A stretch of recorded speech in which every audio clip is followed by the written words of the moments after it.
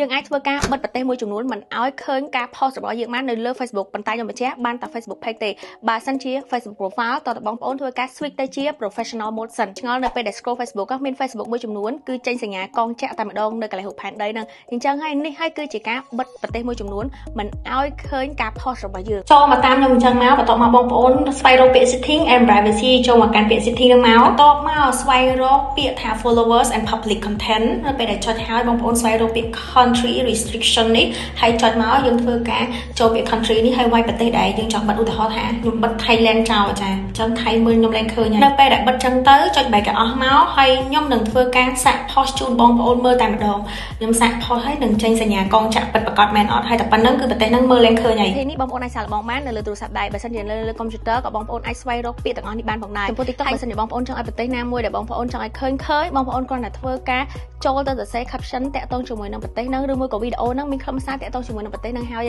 យបន្ទាប់មកការ comment ហ្នឹងក៏ដូចគ្នាដែរតាក់ទងជាមួយនឹងប្រទេសហ្នឹងអីទៅ TikTok នឹងធ្វើការ suggest ឲ្យខ្លួនឯងតាមប្រកាសថាវីដេអូទាំងអស់ដំណើរការ 100% ទេអញ្ចឹងចង់ដឹងអីទៀតពី Danet